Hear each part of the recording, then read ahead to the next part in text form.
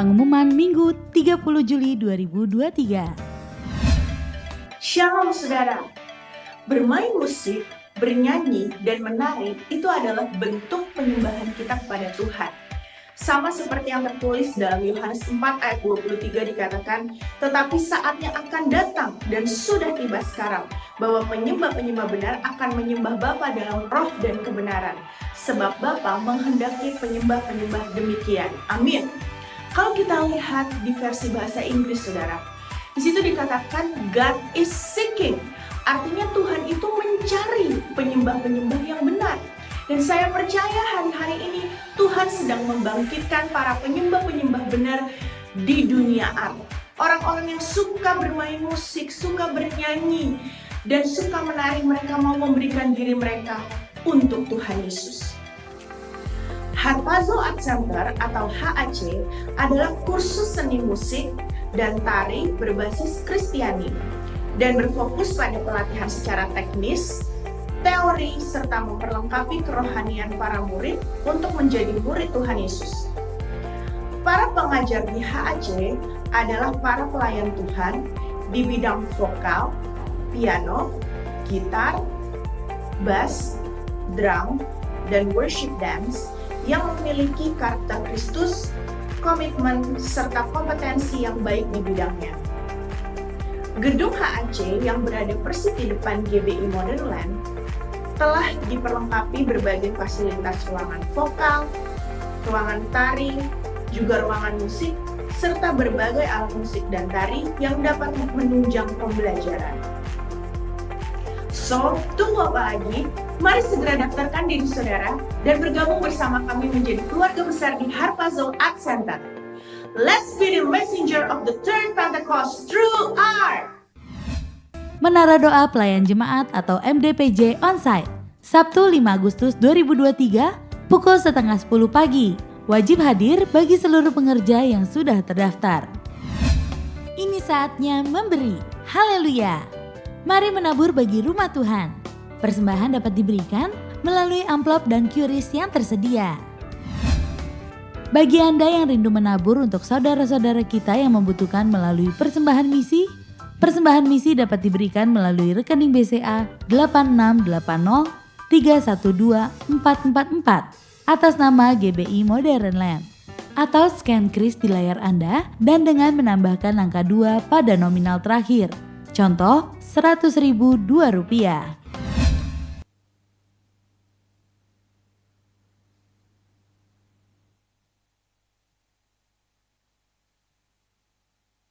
Puji nama Tuhan, saya jemput kita bangkit berdiri bersama-sama saudara. Kita akan sama-sama perkatakan Mazmur 91. Mazmur 91, dalam lindungan Allah. Orang yang duduk dalam lindungan yang maha tinggi dan bermalam dalam naungan yang maha kuasa akan berkata kepada Tuhan, tempat perlindunganku dan kubu pertahananku, Allahku yang kupercayai. Sungguh, Dialah yang akan melepaskan engkau dari jerat penangkap burung, dari penyakit sampar yang busuk. Dengan kepaknya ia akan menudungi engkau, di bawah sayapnya engkau akan berlindung. Kesetiaannya ialah perisai dan pagar tembok. Engkau tak usah takut terhadap kedahsyatan malam, terhadap panah yang terbang di waktu siang, terhadap penyakit sampar yang berjalan di dalam gelap, terhadap penyakit menular yang mengamuk di waktu petang. Walau 1.000 orang rebah di sisimu dan 10.000 di sebelah kananmu, tetapi itu tidak akan menimpamu. Engkau hanya menontonnya dengan matamu sendiri dan melihat pembalasan terhadap orang-orang fasik. Sebab Tuhan ialah tempat perlindunganmu, yang maha tinggi telah kau buat tempat perteduhanmu. Malapetaka tidak akan menimpa kamu, dan tulah tidak akan mendekat kepada kemahmu. Sebab malaikat-malaikatnya akan diperintahkannya kepadamu untuk menjaga engkau di segala jalanmu. Mereka akan menatang engkau di atas tangannya, supaya kakimu jangan terantuk kepada batu. Singa dan ular tedung akan kau langkahi, engkau akan menginjak anak singa dan ular naga. Sungguh hatinya melekat kepadaku, maka aku akan meluputkannya. Aku akan membentenginya sebab ia mengenal namaku. Bila ia berseru kepadaku, aku akan menjawab. Aku akan menyertai dia dalam kesesakan. Aku akan meluputkannya dan memuliakannya. Dengan panjang umur akan kukenyangkan dia, dan akan kuperlihatkan kepadanya keselamatan daripadaku. Kita akan sama-sama memperkatakan 5 arti Pentakosta ketiga. Mari sama-sama memperkatakan 5 arti Pentakosta ketiga. 1. Pentakosta ketiga adalah pencurahan Roh Kudus yang dahsyat di zaman ini, melebihi yang terjadi di Azusa Street. 2. Pentakosta ketiga akan mengakibatkan penuaian jiwa yang terbesar dan yang terakhir sebelum Tuhan Yesus datang kembali. 3. Pentakosta ketiga akan membangkitkan generasi Yeremia, yaitu anak-anak muda yang dipenuhi Roh Kudus, cinta mati-matian kepada Tuhan Yesus, tidak kompromi terhadap dosa, dan akan bergerak untuk memenangkan jiwa. 4. Pentakosta ketiga lahir di Indonesia dan bergerak ke bangsa-bangsa. Gerakan ini dari timur ke barat dan akan kembali ke Yerusalem. 5. Pentakosta ketiga akan memberikan kuasa untuk menyelesaikan amanat agung. Dan setelah itu Tuhan Yesus datang kembali. Haleluya. Haleluya. Silakan duduk kembali dalam hadirat Tuhan. Kita akan sama-sama mendengarkan VOP.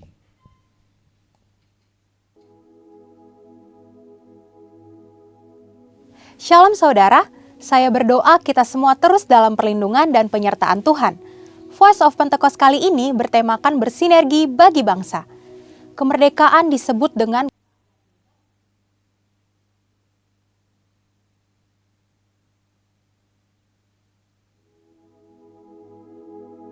Saudara, ada pertanyaan apakah kita menyembah satu Allah atau tiga Allah?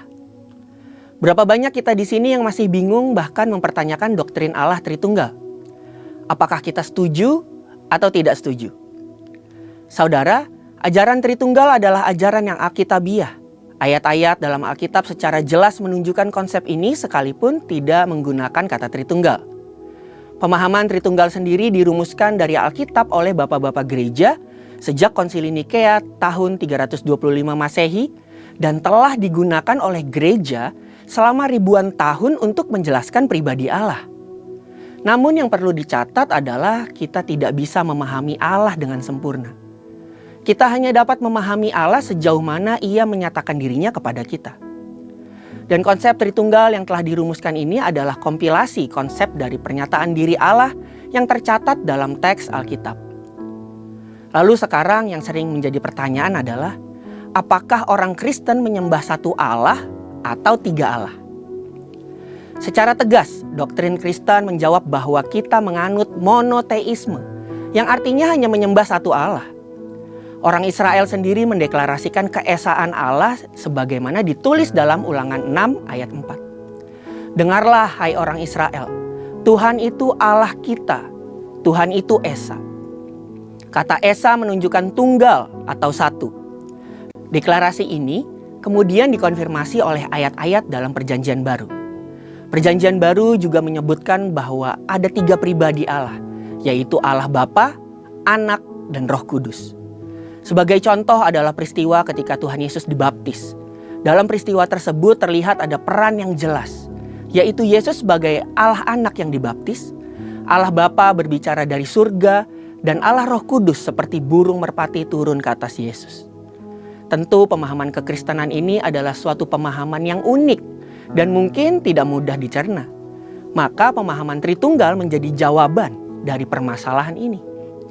Kita menyembah satu Allah, yaitu Bapa, Anak, dan Roh Kudus. Ketiganya yang Esa. Pengertian Tritunggal sendiri berarti Allah itu Esa dalam 3 pribadi yang sama kekal dan sederajat. Sama dalam hakikat, tapi beda dalam pribadinya. Satu hakikat, 3 pribadi. Jadi Bapa adalah Allah, Anak adalah Allah dan Roh Kudus adalah Allah. Tidak ada 3 Allah, melainkan satu Allah.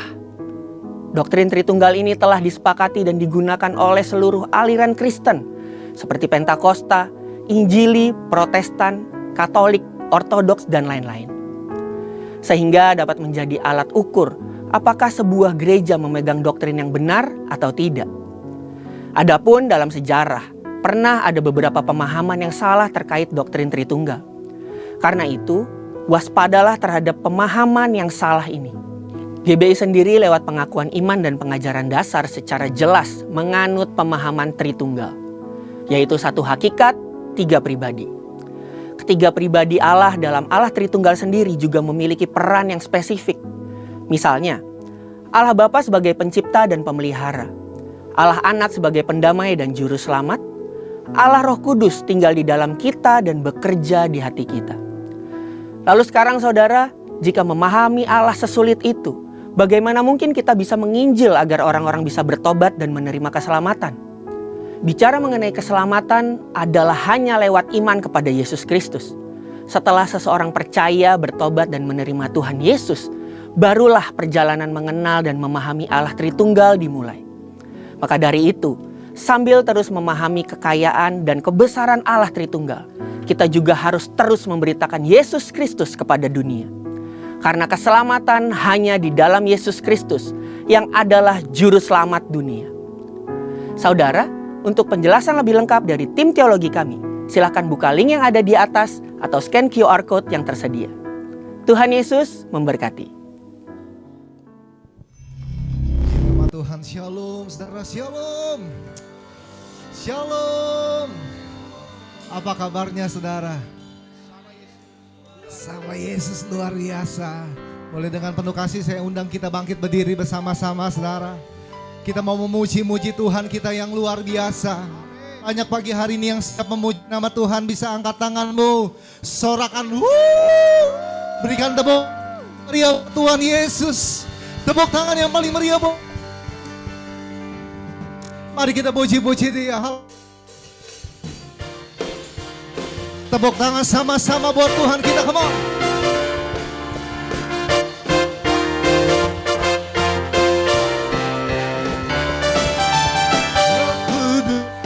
Curah di tempat ini, hurufnya yang ajaib memulihkan umatnya.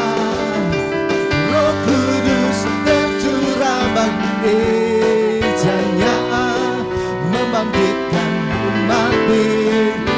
tengok kanan kiri saudara, katakan hari ini harinya Tuhan. Harinya Tuhan, saat kebebasan kita. Setiap belenggu dosa dipatahkan, belenggu dosa dipatahkan. Mari bersorak, mari bersorak.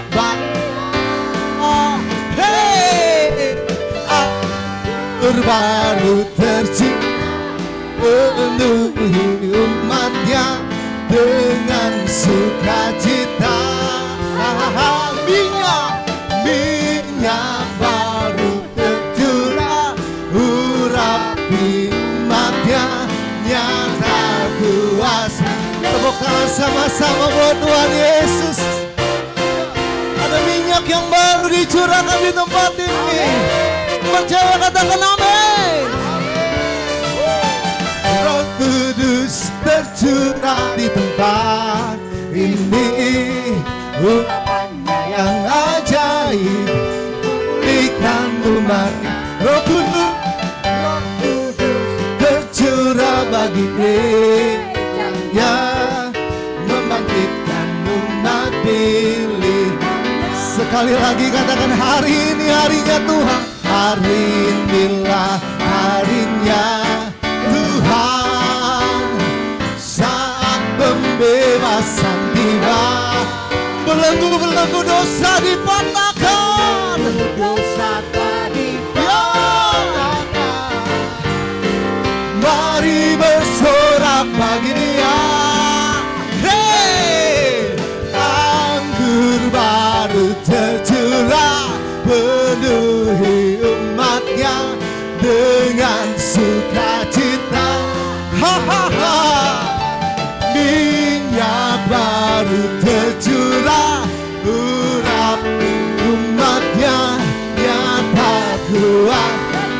curahkan yang lebih lagi. Kamu katakan anggur bayung tercurah bagi umatnya dengan sukacita. Minyak baru tercurah urapi umatnya. Nyata kuasanya, nyata kuasa-Mu Tuhan, nyata kuasanya, nyata kuasa-Mu, nyata kuasanya. Haleluya. Wow, sorak-sorai buat Tuhan kita. Haleluya.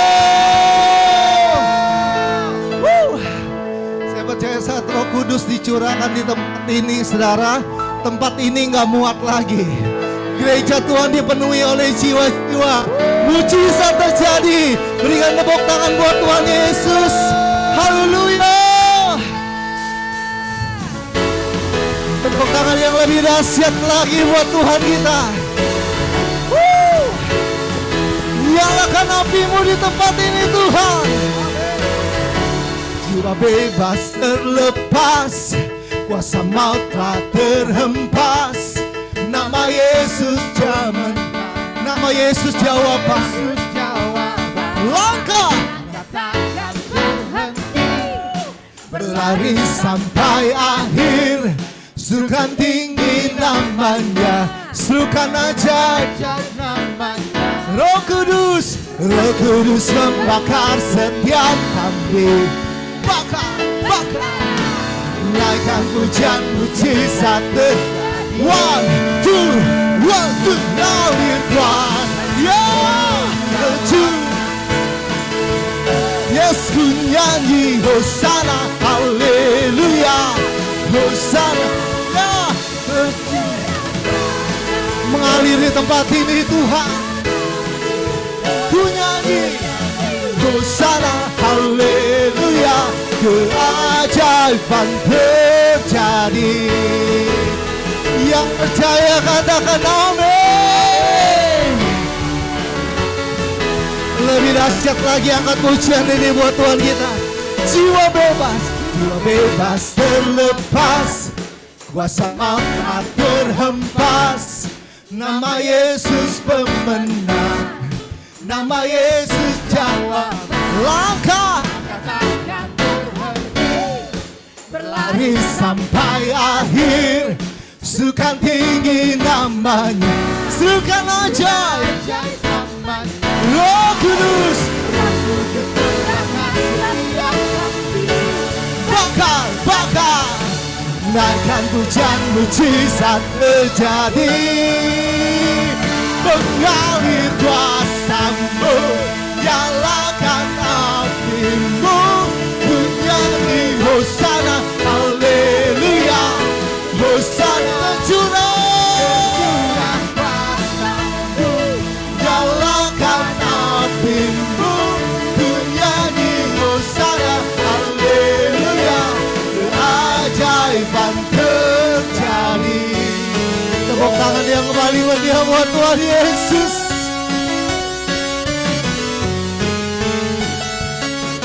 Biar Roh Kudus yang dicurahkan lebih lagi di tempat ini.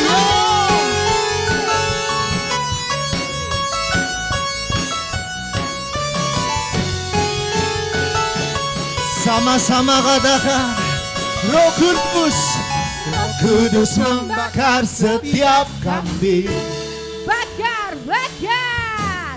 Naikkan pujian mujizat terjadi. Roh Kudus, Roh Kudus membakar setiap kambing. Bakar, bakar. Naikkan pujian mujizat terjadi. Roh Kudus, Roh Kudus membakar setiap kambing. Bakar, bakar. Naikkan pujian mujizat terjadi. Yo, ngalir kuasa-Mu, nyalakan api-Mu. Ku nyanyi Hosana, haleluya, Hosana tercurah. Nyalakan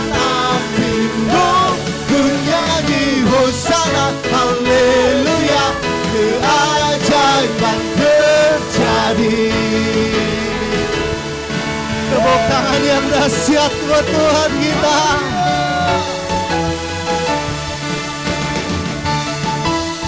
Sorak-sorak.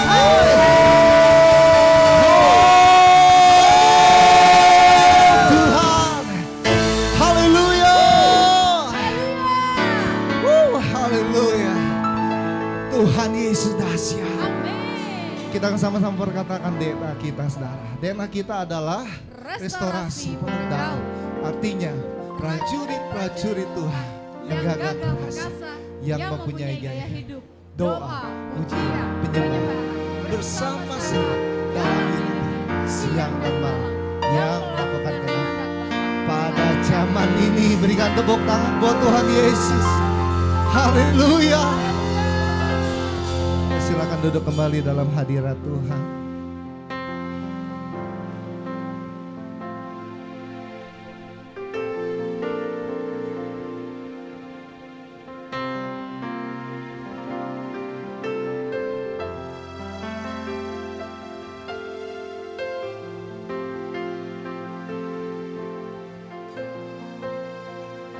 Kau tahu kekuatan kami, Tuhan. Kekuatan kami tidak seberapa, ya Tuhan. Kami perlu Roh Kudus-Mu. Tuntun langkah setiap kami. Hari-hari kami. Biar Kau yang ambil alih. Semua dalam kendali-Mu, Tuhan. Nyatakan kuasa-Mu lebih lagi dalam hidup kami. Kami buka hati kami buat Tuhan. Makasih Tuhan. Makasih Tuhan. Worship God. Roh Kudus, Kau hadir di sini. Roh Kudus, ku mengasihi-Mu. Kau lembut, Kau manis, Kaulah penghiburku, penolongku, diutus Bapakku. Roh Kudus, Kau hadir di sini. Roh Kudus, ku mengasihi-Mu. Kau lembut, Kau manis, Kaulah penghiburku, penolongku, diutus Bapakku. Ku buka hati untuk Roh-Mu Tuhan. Ku buka hati menyembah-Mu Yesus. Jamahlah kami, penuhi kami dengan kuasa Allah Maha Tinggi. Mari Roh Kudus, Kau hadir di tengah kami. Roh Kudus, Kau hadir di sini. Roh Kudus, ku mengasihi-Mu.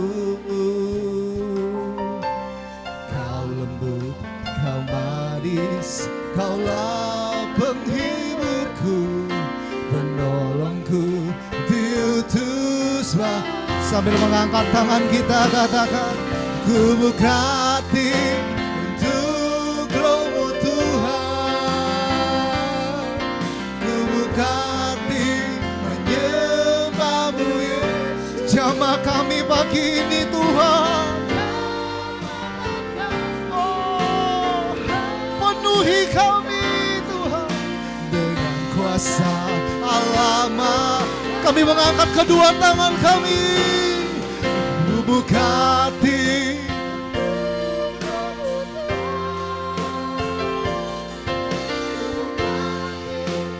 menyembah-Mu Yesus. Jamahlah kami, penuhi kami dengan kuasa Allah Maha. Jemaat Tuhan sendiri katakan, ku buka hati.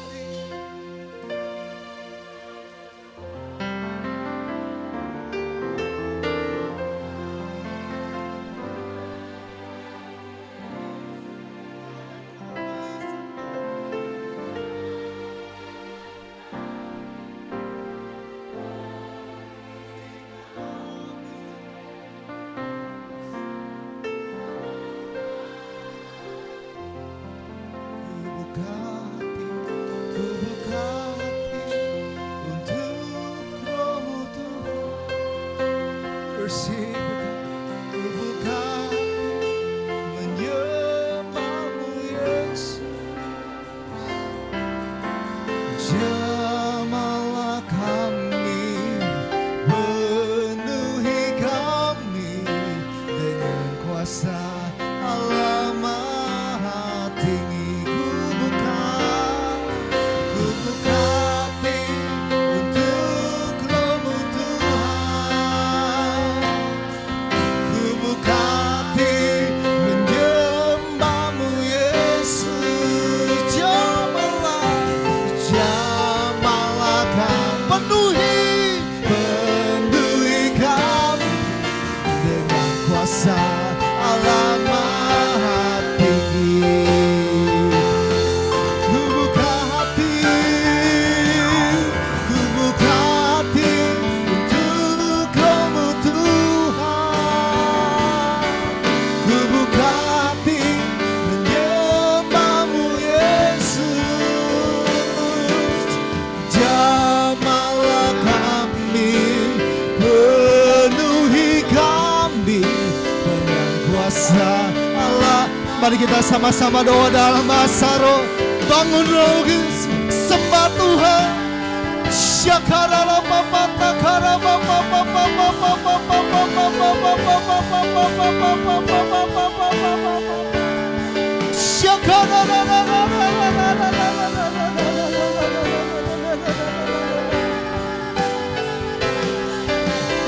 Syakarala bayala bayala bayala bayala bayala bayala bayala bayala bayala bayala bayala. Yes.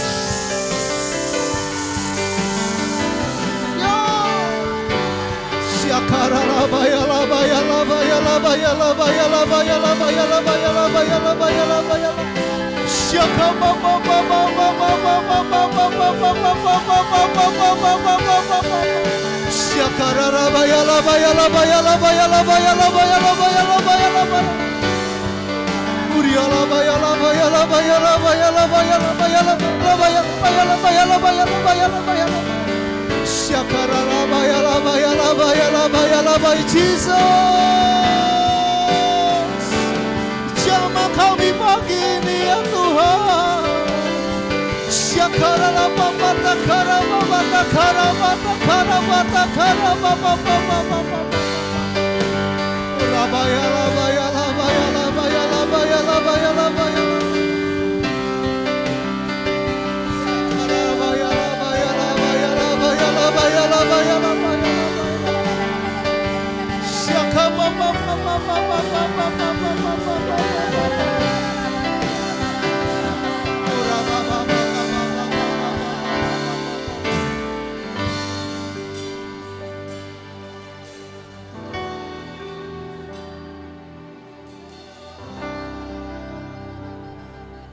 Terus connect dengan surga, saudara.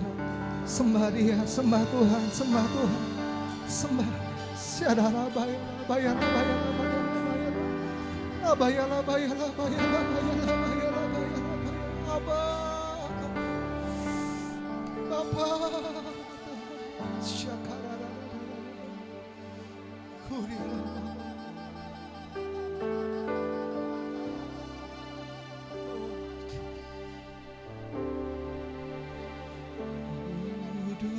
Kuduslah, kuduslah Tuhan, Allah semesta alam. Kuduslah, kuduslah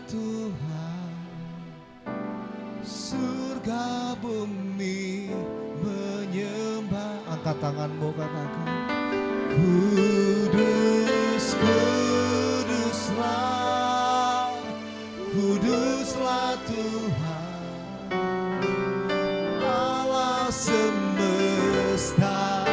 Engkau kudus, kudus, kuduslah, kuduslah Tuhan, surga bumi menyembah.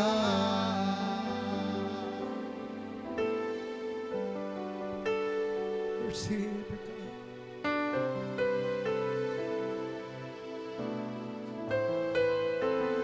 Abba, Bapa, biar kekudusan-Mu pagi ini melingkupi kami Tuhan. Penuhi tempat ini Tuhan, penuhi tempat ini Tuhan.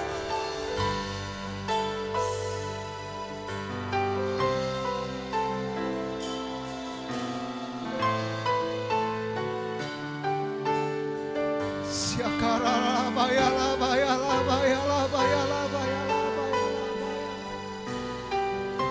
Oh Tuhan.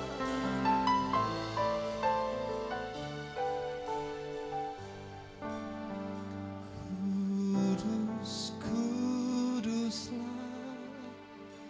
kuduslah Tuhan, Allah semesta alam. Kudus, kuduslah, kuduslah Tuhan, surga bumi menyembah. Kudus, kuduslah, kuduslah Tuhan, Allah semesta. Kau kudus,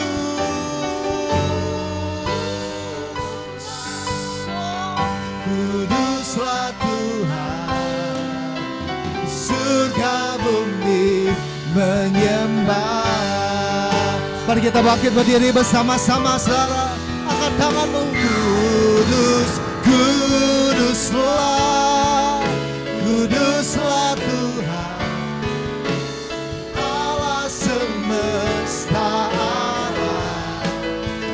Kudus, kuduslah, kuduslah Tuhan, surga bumi menyembah. Kudus, kuduslah, kudus, kuduslah, kuduslah Tuhan, Allah semesta alam. Kudus, kuduslah, kuduslah Tuhan, surga bumi menyembah. Surga bumi menyembah. Surga bumi menyembah. Haleluya, haleluya, haleluya, haleluya.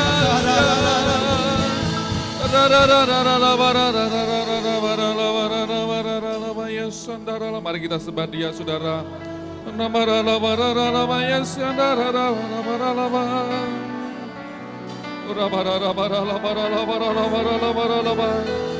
Kudus, kuduslah Engkau Tuhan. Haleluya, haleluya.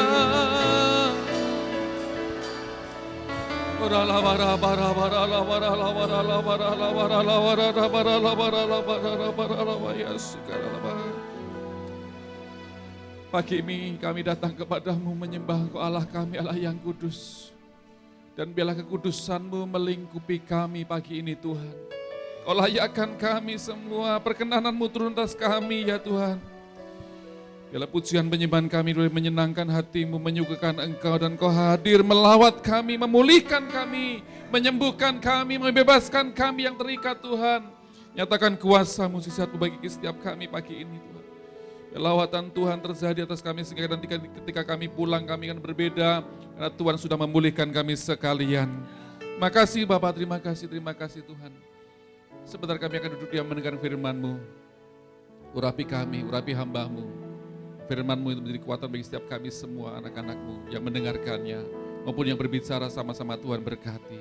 Terima kasih Tuhan, terima kasih. Kami menolak setiap penguasa jahat yang coba mengganggu jalannya ibadah ini sampai selesai, nanti kami tolak di dalam nama Yesus.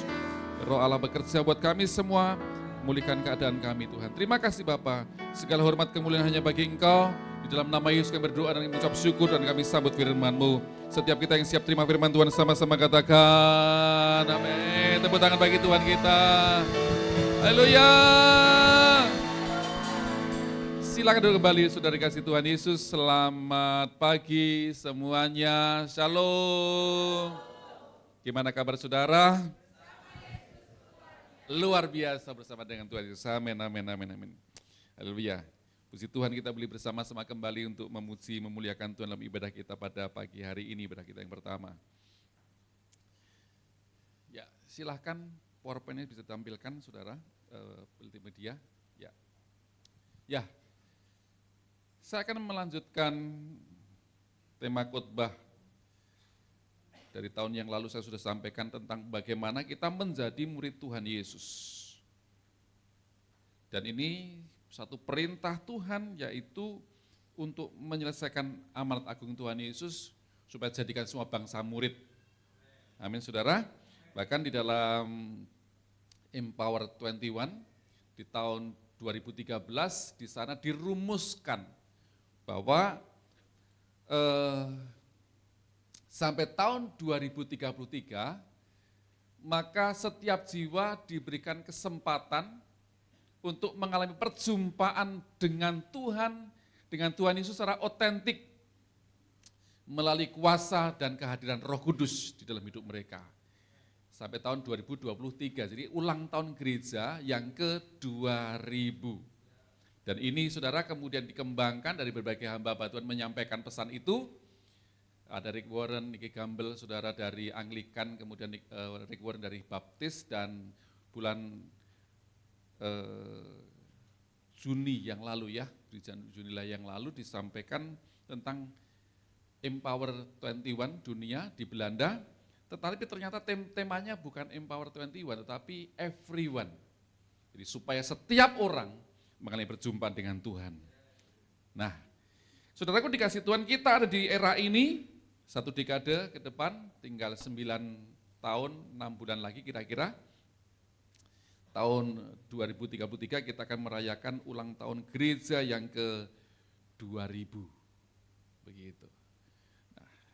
Nah, saudaraku dikasih Tuhan, maka kita gereja Tuhan yang sudah beribadah ini, yang sudah percaya kepada Tuhan Yesus, yang sudah dibaptis, maka kita perlu namanya menjadi murid Tuhan Yesus. Amin, saudara? Menjadi murid Tuhan Yesus. Ada proses yang harus kita jalani. Saya yang lalu sampaikan tentang dipanggil. Pertama kita dipanggil, dari orang yang tidak mengenal Tuhan, kita dipanggil. Dan akhirnya kita percaya pada Tuhan Yesus. Kemudian ada proses kemudian mengapa kita dipanggil, karena kita manusia sudah berbuat dosa. Upah dosa adalah maut. Dan akibatnya seperti ini. Kemudian kita memerlukan keselamatan itu, sekalipun mungkin tadi dalam VOP disampaikan pesan bahwa tentang kealahan, ya saudara, Allah Tritunggal itu. Nah, karena ada hamba Tuhan mengatakan bahwa hari-hari ini memang lagi gempar, saudara.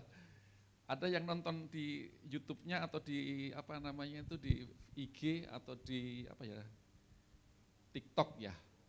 Itu bahwa beliau mengatakan bahwa Yesus itu salah satu jalan keselamatan. Nah saudara, jangankan sekarang, dulu waktu saya kuliah tahun 2004 itu di teologi, itu sudah ada salah satu mahasiswa dari sekolah teologi, itu membuat judul skripsi bahwa Yesus bukan satu-satunya jalan keselamatan. Skripsi loh. Dia sekolahnya di sekolah tinggi teologi. Dapat nilainya berapa coba? Ketika di sidang skripsi begitu kan. Setelah selesai sidang, dapat nilainya A+. Ya kan? Coba kalau seperti itu. Gimana, nggak gempar kami dulu di sekolah Alkitab, waduh gempar ada skripsi masuk judulnya seperti itu. Lalu dosen kami mengatakan, kalian jangan bikin skripsi di situ ya judulnya. Kita kasih nilai D, gitu, kita begitu langsung. Jadi judulnya kita sudah tolak. Begitu. Jadi ada skripsi seperti itu tahun 2004. Nah, abad keempat Masehi, saudara, tahun 330-an, ada konsili Nikea yang pertama. Di sana menetapkan tentang ketritunggalan itu. Dan itu salah satu pembelaan iman. Dan konsili Nikea ini menghasilkan patokan atau pegangan kita sebagai orang percaya. Mengapa? Karena tahun itu muncul seorang uskup dari Mesir menyampaikan pesan bahwa Yesus itu adalah ciptaan. Yesus itu dirasuk roh Tuhan atau roh Yahweh, begitu. Dia bukan Allah. Nah, sehingga Arius, saudara, maka mengadakan satu konsili. Konsili pertama diadakan di Kisah Rasul pasal yang ke-15. Itu kisah konsili pertama. Kemudian tahun itu saudara dibuatlah satu kesepakatan. Seluruh dunia hamba-hamba Tuhan waktu itu Bapak-bapak gereja berkumpul karena ada ajaran muncul yang menolak akan ketuhanan Yesus. Sehingga diwujudkanlah dengan pengakuan iman Nikea. Dan kemudian ada kitab-kitab dimunculkan, ada kanonisasi Alkitab, kemudian konsili yang kedua di Konstantinopel, dan ada konsili-konsili yang lain, ada 7 konsili. Kenapa? Karena ajaran yang pertama muncul karena ada ajaran namanya Arius. Dan disebutkan sekarang namanya Arianisme. Pengikutnya sekarang namanya Saksi Yehova. Begitu. Itu dari Arius. Dan mengapa kita perlu pegang ini, kita perlu keselamatan ini, saudara? Jadi, jangankan tahun itu, pada waktu pertama, abad pertama, ajaran sesat itu sudah muncul, yang namanya Gnostik, dan yang namanya Docetisme.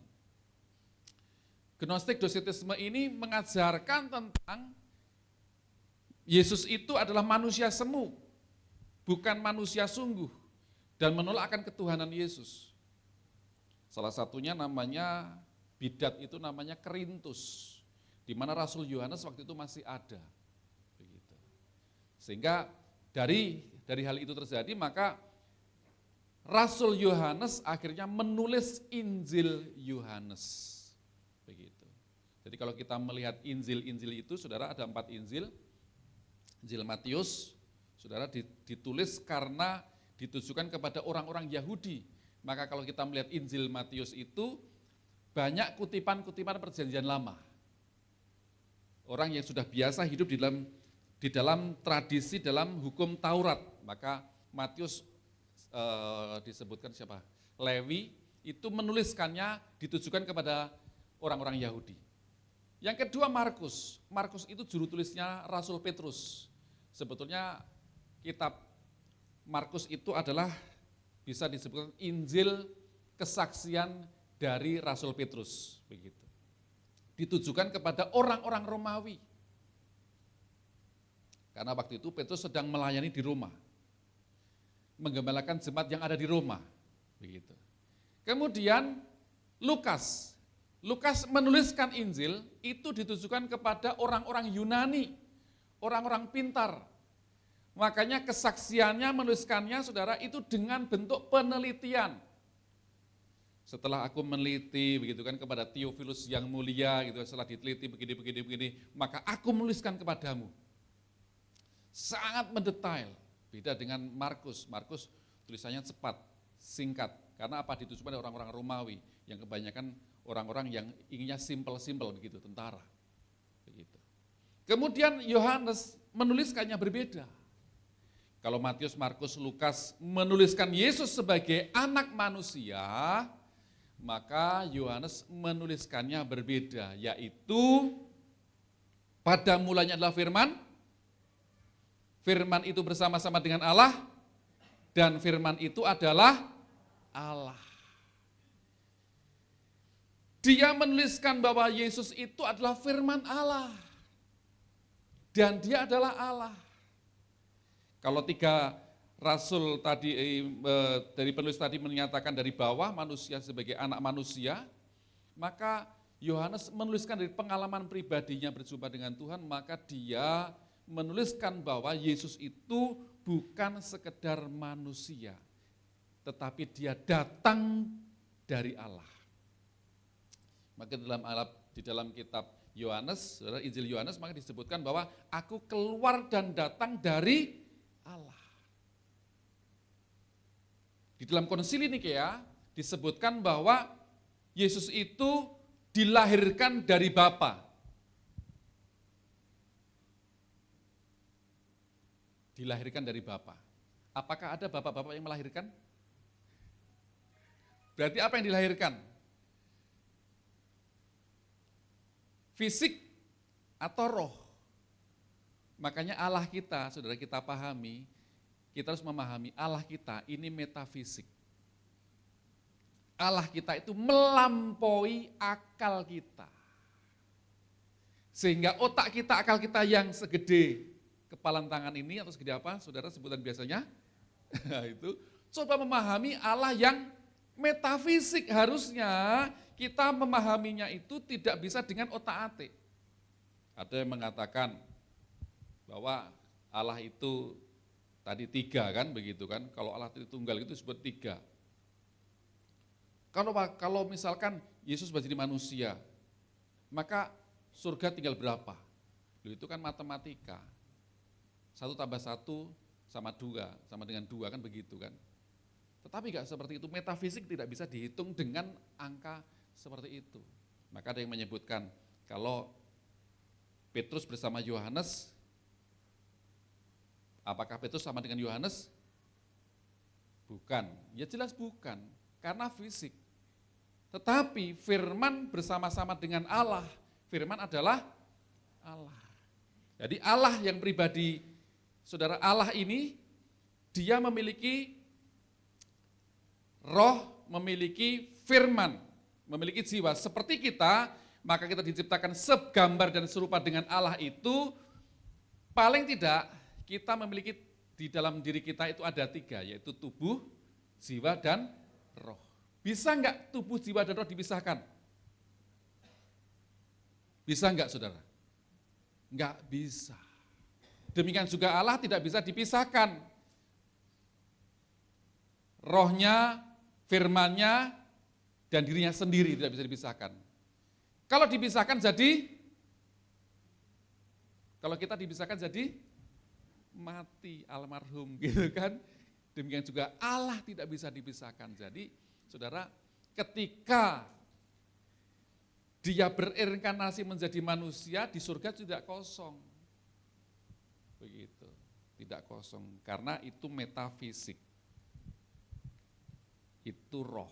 Maka kita, pemahaman kita bukan dari hitung-hitungan akal manusia. Makanya gereja Katolik, gereja Ortodok mengatakan dalam nama Bapa, Putra, dan Roh Kudus. Amin. Gitu kan? Salah enggak ya? Salah ya? Bapa, dalam nama Bapa, Putra, dan Roh Kudus. Amin. Jelas, pas itu. Itu sudah final. Gereja Ortodok, gereja Katolik mengatakan begitu. Kita dalam nama Bapa, Anak, dan Roh Kudus, gak ada lambangnya. Nah, oke, saya menjelaskan ini saudara supaya Bapak Ibu Saudara tidak bingung dengan ajaran-ajaran yang muncul di akhir zaman ini. Memang akhir zaman akan ada banyak penyesat-penyesat yang muncul. Tuhan Yesus mengatakan, siapa yang menyesatkan dari anak-anak ini, biarlah dia diikat dengan batu kilangan dan dilempar ke dalam laut. Celakalah dia. Memang penyesatan akan ada, tapi celaka dia yang mengadakannya. Nah, kemudian dalam proses keselamatan tadi, saudara, maka kita kemudian tadi dipilih, kita dipanggil dan dipilih.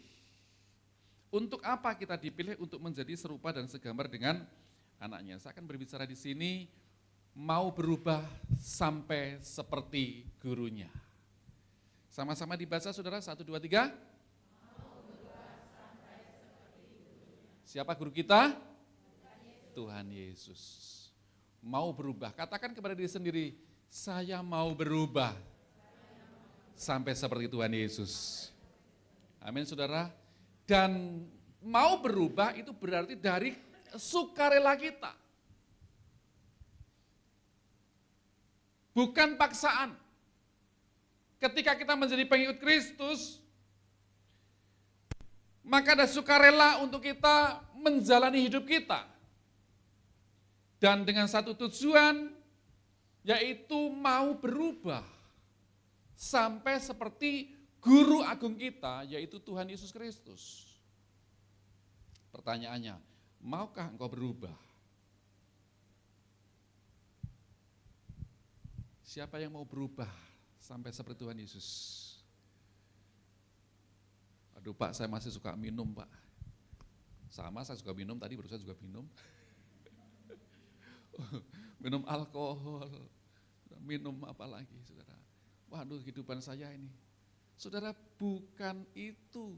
Tetapi bagaimana ketika kita merespon lalu kita berubah. Mungkin kita punya masa lalu masing-masing berbeda-beda. Kita manusia banyak kesalahan dan dosa. Nah, Tuhan menebus dan menyelamatkan kita supaya kita ini berubah dari cara hidup kita. Yang mengerti katakan amin. Lihat kanan kiri katakan ayo berubah. Seperti Tuhan Yesus. Sampai seperti Tuhan Yesus. Ayatnya kita akan baca. Lukas 6 ayat 40. Seorang murid tidak lebih daripada gurunya, tetapi barang siapa yang telah tamat pelajarannya akan sama dengan gurunya. 1 Yohanes 2:6, 1, 2, 3. Ia wajib hidup sama seperti Kristus telah hidup. Roma 8 ayat 29, sebab semua orang yang dipilihnya dari semula, mereka juga ditentukannya dari semula untuk menjadi serupa dengan gambaran anaknya, supaya menjadi yang sulung di antara banyak saudara. Tuhan juga menciptakan kita serupa dan segambar dengan Allah. Manusia itu diciptakan serupa dan segambar Allah, namun gambar itu rusak gara-gara dosa. Dan Tuhan mau pulihkan itu kembali dalam hidup kita.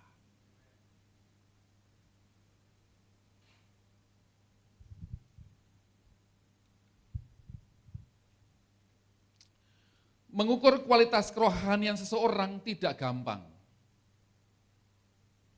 Hanya Allah yang mengetahuinya secara pasti. Sebagai manusia, kita hanya bisa melihat dari apa yang kita lihat atau apa yang terlihat. Itu pun tidak selalu tepat. Sebagian orang melihat dari jabatan dan aktivitas dari pelayanannya. Menjadi usher, menjadi diaken, menjadi PKU, menjadi gembala kul, menjadi pengerja gereja, menjadi panjelis, menjadi pendeta. Ini bisa menipu. Apa yang terlihat bisa saja sekedar pencitraan. Wah, supaya dilihat kudus, pakai baju putih. Semuanya, termasuk saya gitu kan. Ya, gitu, pakai baju putih, pakai dasi, melayani. Yuk para pengerja kita introspeksi ya. Yang amin hanya 2 orang. Ya. Jemaat juga begitu. Amin saudara. Wah, pagi-pagi sudah ke gereja, sudah berangkat. Siap-siap. Wah, sampai kasaku susah sini sana, sampai anjing pun minggir. Kucing, waduh mau kemana ini? Wah, sudah ribut sekali mau ke gereja. Anjing, kucing liatin. Wah, mau ke gereja dia. Bagaimana pulang gereja? Dan saya pulang gereja marah-marah, kucing dimarahi, anjing dimarahin. Kenapa kamu nggak masak? Udah siang ini. Awas, kalau kamu ini, kamu akan masuk ke wajan.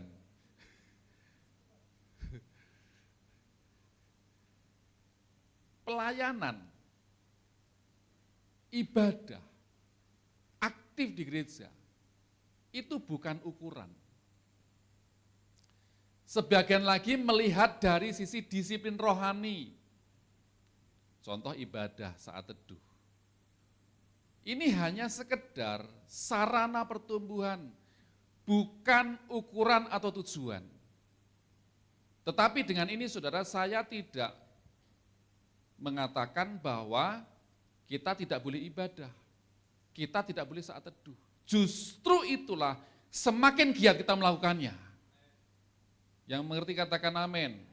Katakan sendiri, harus semakin giat, semakin semangat. Untuk apa? Beribadah, untuk baca firman Tuhan, untuk melayani Tuhan. Amin. Sekalipun ini bukan ukuran, saudara, maka kita harus lakukan itu lebih sungguh-sungguh lagi. Tuhan Yesus juga mengatakan dalam kitab Matius, kalau hidup keagamaanmu tidak lebih baik daripada orang Yahudi, maka kamu tidak masuk dalam kerajaan surga. Waduh, kalau seperti itu, waduh repot juga ya. Maka kita harus sungguh-sungguh. Ukuran yang sejati adalah keserupaan dengan Kristus. Segala sesuatu yang menghalangi keserupaan dengan Kristus adalah sampah dan kerugian. Halangan ini bisa datang dari jabatan. Ketika kita menjadi pengerja gereja, aktivis gereja, menjadi pendeta, sebutan pendeta. Tidak sedikit. Sampai-sampai ada satu cerita. Itu dulu di Sumatera, saya dengar ceritanya di Sumatera. Di sini ada orang Sumatera?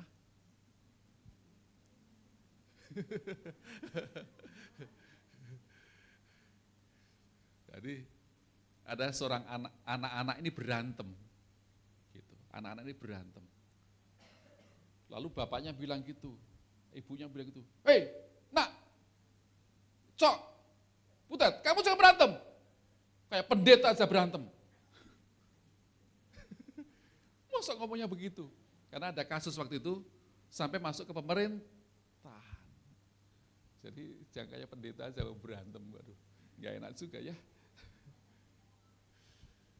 Tidak heran saudara, di gereja pendeta khotbah. Pada waktu sidang, pendeta naik meja. Sidang dijaga oleh polisi. Di gereja pendeta jadi pendeta, di sidang pendeta jadi pendekar. Bisa seperti itu saudara.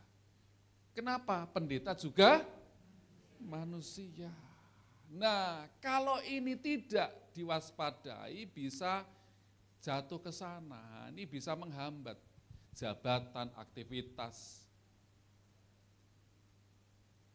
Dan ini saudara bisa saja atau mungkin saja menjadikan atau menumbuhkan arogansi. Sudah punya jabatan di gereja sebagai diaken, sebagai majelis, sebagai pendeta, kamu tahu siapa saya, belum tahu siapa saya.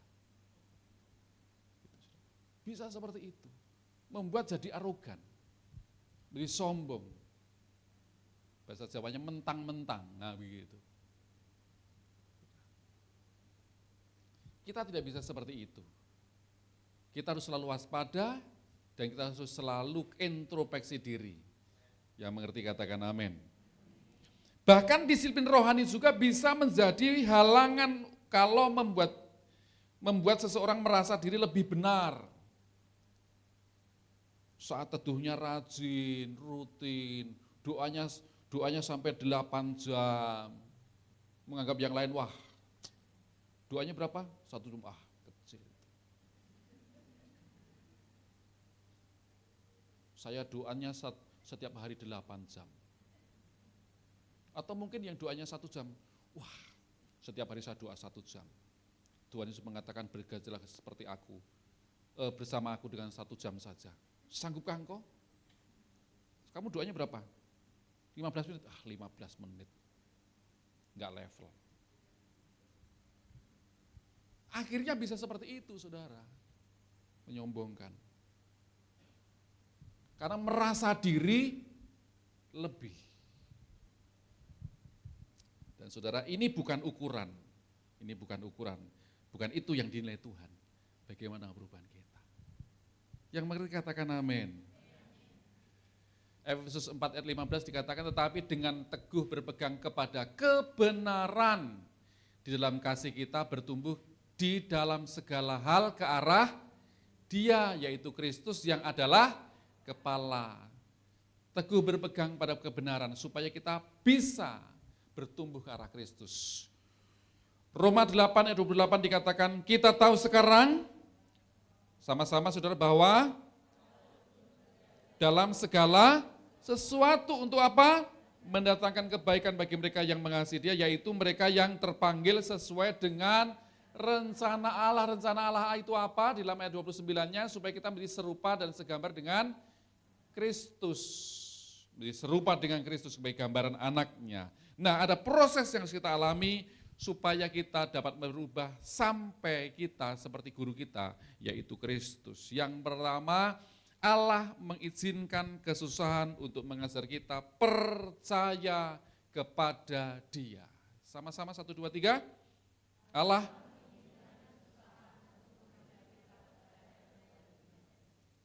Allah mengizinkan kesusahan. Siapa hari-hari ini yang sedang melalui kesusahan? Siapa yang hari-hari ini sedang melalui penderitaan? Ada yang angkat tangan. Enggak apa-apa, kita doa sama-sama ya, nanti kita doa sama-sama. Betul. Sama, saya juga begitu. Sama dengan saya, Pak. Mengajar kita untuk percaya. Di dalam terjemahan Indonesia Modern, Bible, Roma 5 ayat 3-4 dikatakan, dan bukan hanya itu kita juga bermegah dalam penderitaan. Sebab kita tahu bahwa penderitaan itu menghasilkan kesabaran, dan kesabaran menghasilkan karakter teruji. Dan karakter teruji menghasilkan pengharapan. Penderitaan kita, masalah kita, kesusahan kita menghasilkan kesabaran.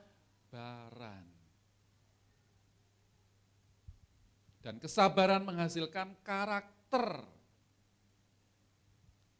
Sudahkah kesusahan itu menghasilkan karakter yang baik dalam hidup kita?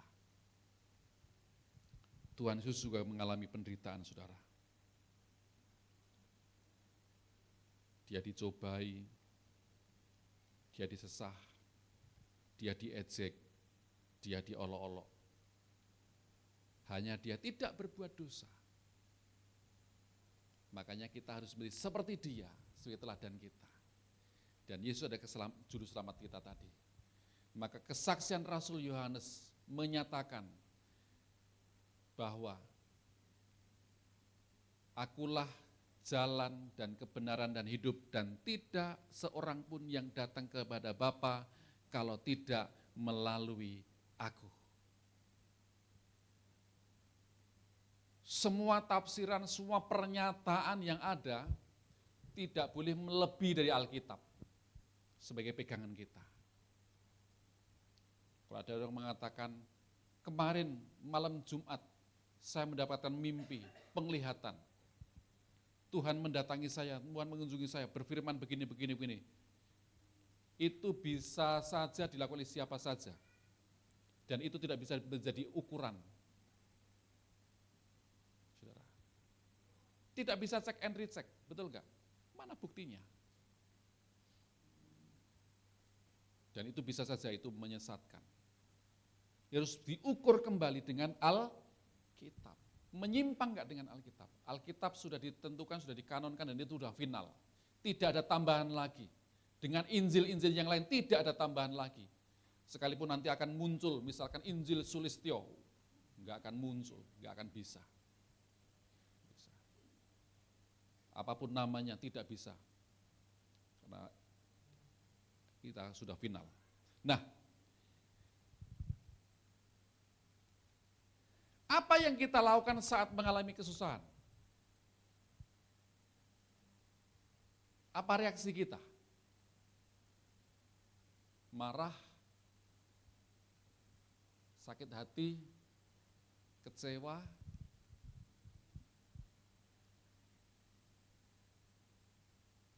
catatlah perjalanan rohanimu.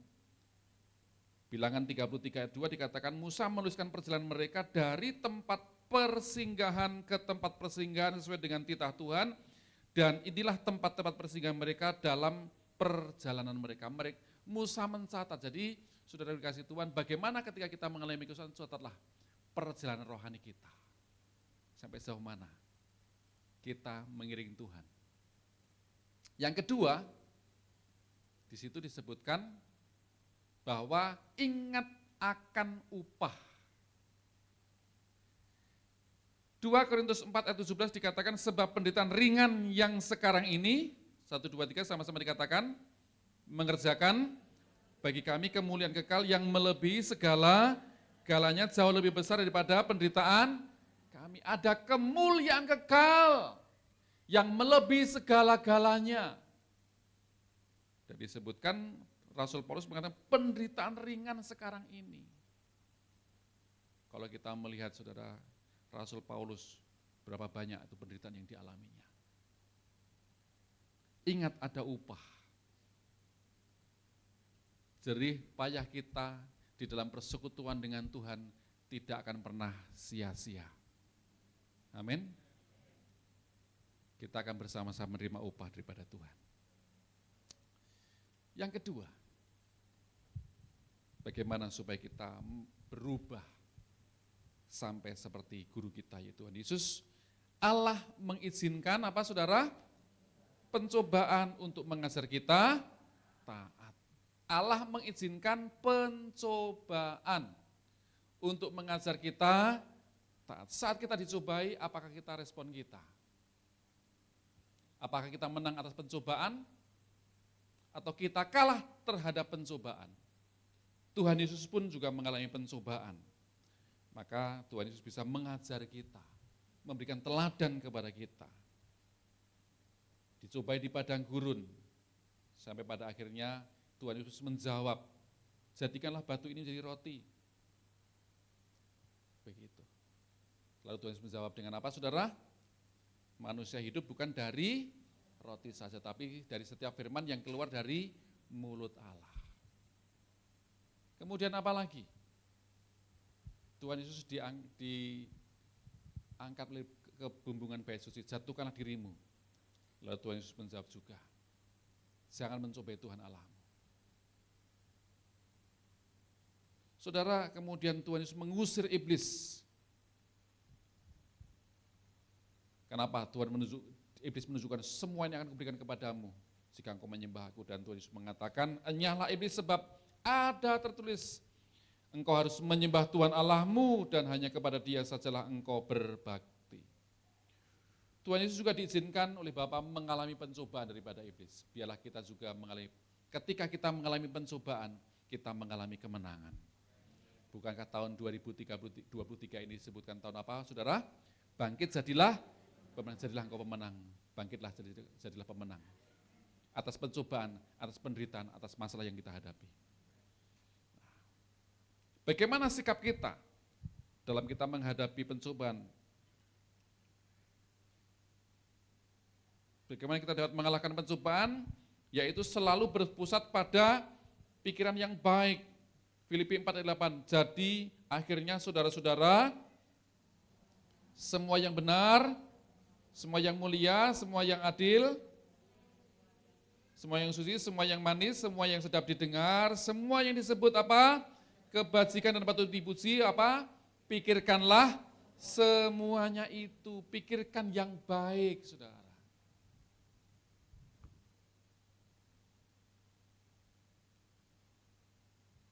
Pencobaan bisa datang dari siapa saja, dan kapan saja. Dengan satu tujuan untuk supaya kita jatuh. Tetapi lihat, hal yang baik dari pencobaan itu, dan lihat juga upah tadi.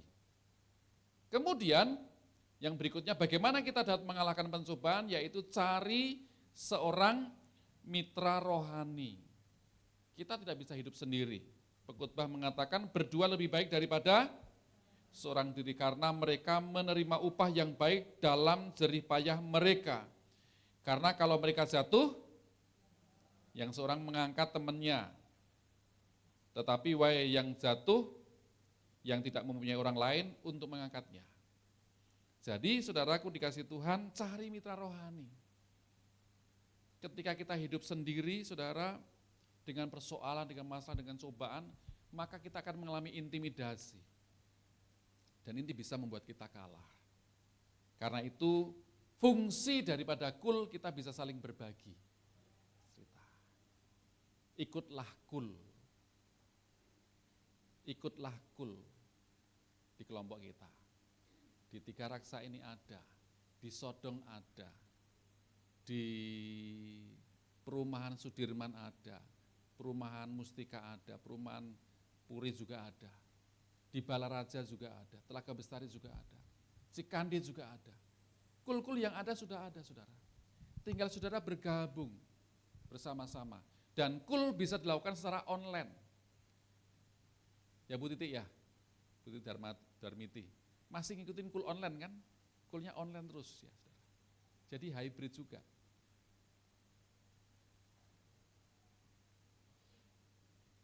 Lihat kanan kiri katakan, ayo ikut kul.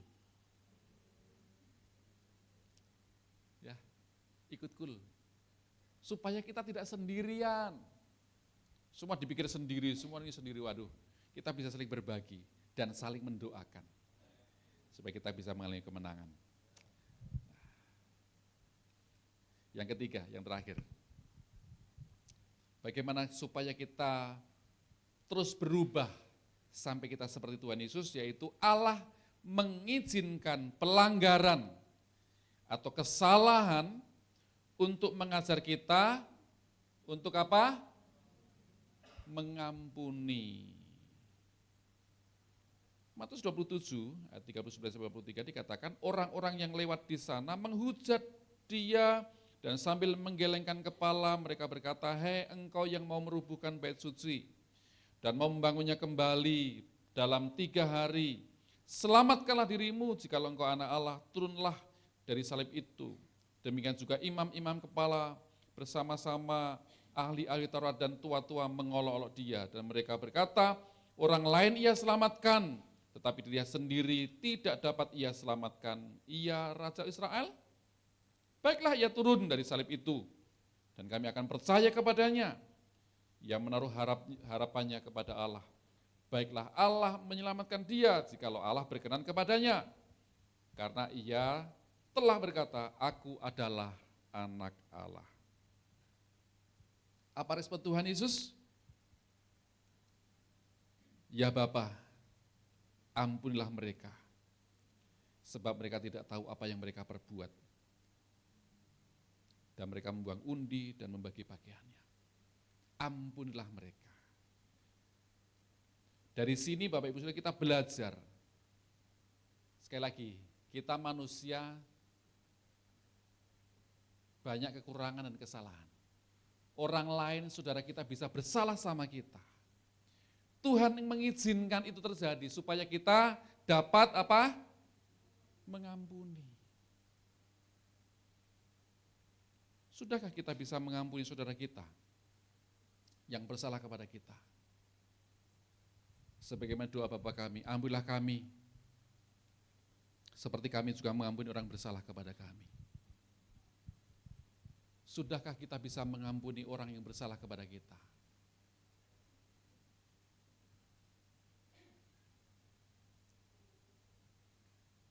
mungkin orang ini bisa punya yang lebih, kita kurang. Atau mungkin dia melakukan kesalahan kepada kita. Bisakah kita mengampuni? Apa yang harus kita lakukan saat mengalami pelanggaran atau kesalahan yang dilakukan oleh orang lain kepada kita? Yang pertama, ingatlah bahwa Allah sudah mengampuni saya. Efesus 4:37 dikatakan, tetapi hendaklah kamu ramah seorang terhadap yang lain. Penuh kasih mesra dan saling mengampuni sebagaimanalah di dalam Kristus telah mengampuni kamu. Ingat bahwa bahwa Allah kita sudah mengampuni kita di dalam Tuhan Yesus. Maka kita juga harus mengampuni. Yang berikutnya, ingatlah bahwa Allah yang mengendalikan segala sesuatu, sekalipun ada orang yang mungkin menjegal kita, yang mengolok-olok kita, yang memfitnah kita.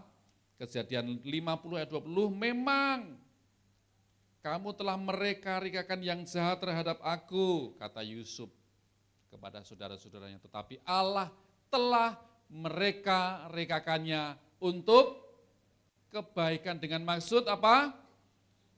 Melakukan seperti yang terjadi sekarang ini, yaitu memelihara hidup suatu bangsa yang besar. Ada orang yang coba mereka-rekakan yang jahat kepada kita. Tetapi Tuhan bisa mengubahkan menjadi kebaikan buat kita. Karena itu responi ketika kita mengalami pencobaan, mengalami penderitaan, mengalami kesalahan terhadap orang lain, dari orang lain, ampuni. Memang tidak mudah, tapi kita belajar. Amin saudara? Belajar untuk kita mengampuni. Bagaimana supaya kita bisa atau dapat berubah sampai seperti Tuhan Yesus, yaitu Allah mengizinkan kesusahan untuk mengajar kita percaya kepada Dia. Apakah kita dalam kesusahan, penderitaan, kita percaya kepadanya, tetap percaya kepadanya, tetap setia beribadah kepadanya? Allah juga mengizinkan pencobaan untuk mengajar kita taat. Allah mengizinkan pelanggaran atau kesalahan orang lain untuk mengajar kita dapat mengampuni. Ingat, bahwa kita ini ahli waris. Dan jika kita adalah anak, maka kita juga adalah ahli waris, maksudnya orang-orang yang berhak menerima janji-janji Allah, yang akan menerimanya bersama-sama dengan Kristus, yaitu jika kita menderita bersama-sama dengan Dia, supaya kita juga dimuliakan bersama-sama dengan Dia. Nah, Filipi 2:5, sama-sama 1, 2, 3, hendaklah kamu menaruh pikiran Kristus Yesus. Pikiran dan perasaan kita, menaruh pikirannya supaya kita selaras dengan Tuhan Yesus Kristus. Tuhan Yesus memberkati kita semuanya. Amin, amin, amin. Mari kita berdoa. Horalabaya sikarala paralaba. Horabaya sandaralaba.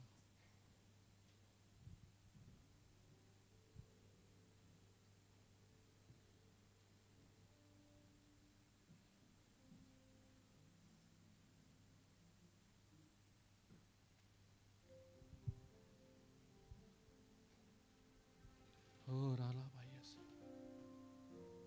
Kalau ku hidup bagimu. Mari kita bangkit berdiri Bapak Ibu Saudara.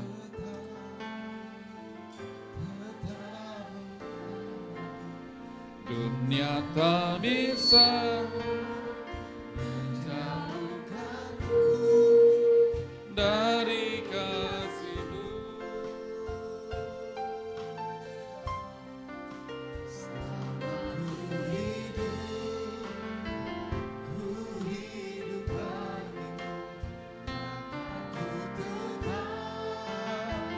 Tetap menyembah, dunia tak bisa menjauhkanku dari kasih-Mu.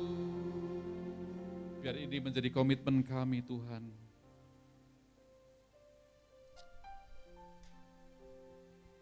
Dunia tak bisa memisahkan kami dari kasih Kristus.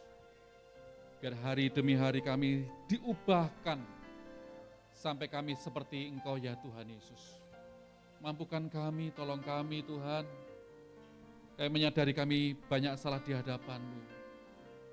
Ada banyak keterbatasan dalam hidup kami Tuhan. Kiranya Tuhan yang menolong kami, Tuhan yang memampukan kami. Saat ini hamba berdoa bagi anak-anak-Mu sekalian Tuhan. Biar Kau memampukan mereka untuk menjalani hidup mereka, untuk bisa menjadi seperti Engkau Tuhan Yesus, diubahkan dari hari ke sehari. Karakter diubahkan sampai seperti Engkau ya Tuhan. Kau di antara anak-anak-Mu yang mengalami penderitaan hari-hari, kesusahan, masalah, persoalan, adakah di antara saudara yang sedang mengalami itu? Boleh angkat tangan-Mu, saya akan berdoa bagi saudara.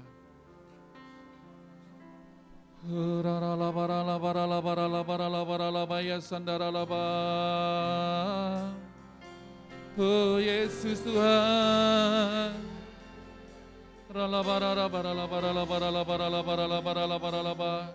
Kau melihat setiap kami anak-anak-Mu yang mengangkat tangan Tuhan. Engkau melihat setiap penderitaan kami. Engkau melihat kesusahan kami anak-anak-Mu. Kau ajar kami percaya kepadamu ya Tuhan.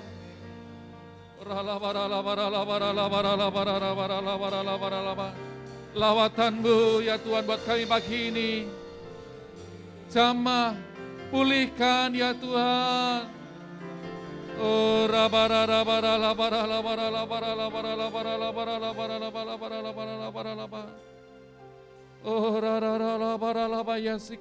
Engkau yang menolong setiap kami anak-anak-Mu dalam penderitaan kami, dalam kesusahan kami, dalam persoalan masalah yang kami hadapi hari-hari ini Tuhan. Kami percaya kuasa Tuhan tidak terbatas. Dahulu, kemarin, hari ini kuasa-Mu tetap sama. Bahkan sampai selama-lamanya kuasa Tuhan tetap sama. Kau yang sanggup memulihkan keadaan anak-anak-Mu. Kau yang sanggup menyatakan kuasa mukjizat-Mu, pertolongan-Mu bagi setiap anak-anak-Mu ya Tuhan. Ketika kami mengangkat tangan, kami percaya Engkau akan turun tangan melawat kami. Ketika kami mengangkat tangan kami, Kau akan nyatakan kuasa mukjizat-Mu bagi kami. Ketika kami mengangkat tangan kami, Kau akan memulihkan kami, menyembuhkan kami, menyatakan mukjizat-Mu bagi kami. Terjadi pagi ini, terjadi bagi kami. Dalam nama Yesus, dalam nama Yesus. Terima kasih Tuhan, terima kasih Tuhan. Datanglah kerajaan-Mu, jadilah kehendak-Mu atas kami semua, seperti di surga. Haleluya, sama-sama katakan. Kita berikan tepuk tangan yang paling meriah buat Tuhan Yesus. Silakan duduk kembali dalam hadirat Tuhan, saudara.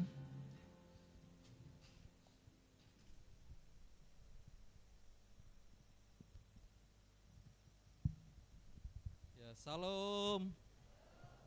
Berapa banyak diberkati pagi hari ini, lambaikan tangan, sorakan haleluya. Atas nama pengerja dan jemaat GBI 3 Raksa, kami mengucapkan terima kasih buat hambanya yang boleh memberkati kita dengan kebenaran firman. Kiranya Tuhan terus berkati Pak Sulis, keluarga dengan berlimpah-limpah-limpah. Adakah di antara Bapak Ibu, saudara-saudari yang mungkin baru pertama kali hadir? Bisa melambaikan tangan kalau ada yang baru pertama kali hadir. Ada? Baik, tidak ada. Katakan kanan kirinya, minggu depan bawa jiwa.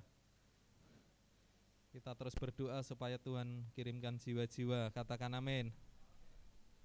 Baik, kita akan dengarkan beberapa pengumuman. Yang pertama untuk ibadah tengah minggu. Ibadah tengah minggu GBI 3 Raksa akan dilakukan pada hari Rabu tanggal 2 Agustus 2023 jam 19.30 via Zoom. Bapak Ibu bisa mengakses via Zoom dan ini akan ditaruh di grup.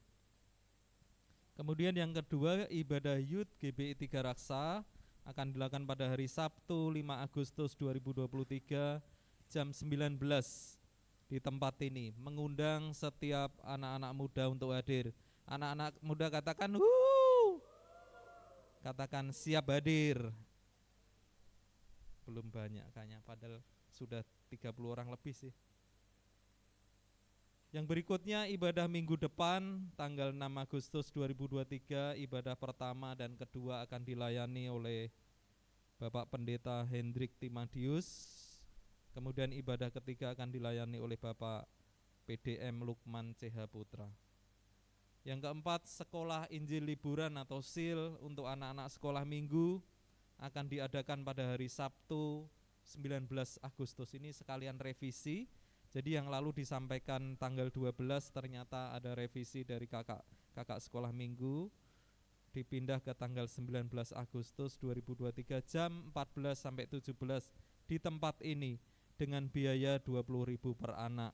Pendaftaran dapat menghubungi Kak Z, pembina sekolah minggu, paling lambat tanggal 12 Agustus. Yang berikutnya, sertifikat baptisan air yang sudah selesai dan bisa diambil.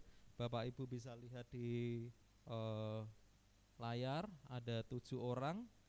Bapak Ibu atau anak-anaknya yang mungkin sudah dibaptis bisa mengambil. Yang terakhir, hari ini kami mengajak Bapak Ibu untuk memberikan persembahan umum, persembahan misi, dan persembahan perpuluhan. Bagi Bapak Ibu yang akan mengembalikan perpuluhan bisa maju ke depan dan dimasukkan ke kotak yang tersedia. Dan hari ini kita juga akan ada persembahan lagu dari para pendoa. Saya persilahkan pendoa untuk naik ke atas sekalian. Kita akan berdoa terlebih dahulu. Mari kita angkat persembahan kita berdoa.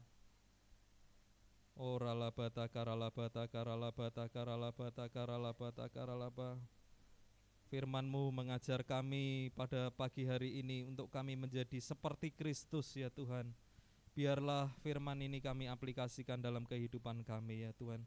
Dan pagi hari ini kalau setiap kami ya Tuhan akan mengembalikan persembahan perpuluhan ya Tuhan, kami percaya bahwa setiap apa yang kami tabur pasti kami akan tuai. Dan kami memberi dengan kerelaan hati kami tanpa paksaan ya Tuhan.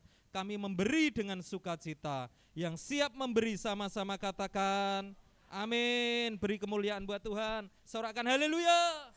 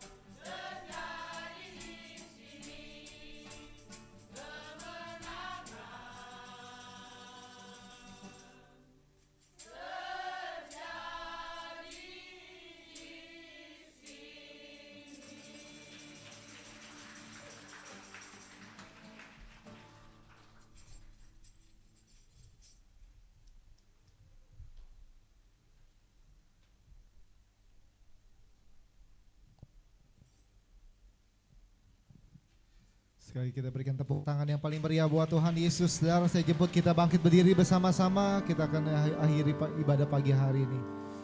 Kiranya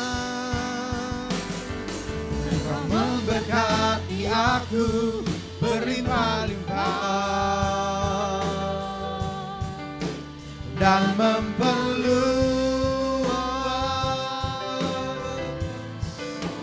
daerahku, dan kiranya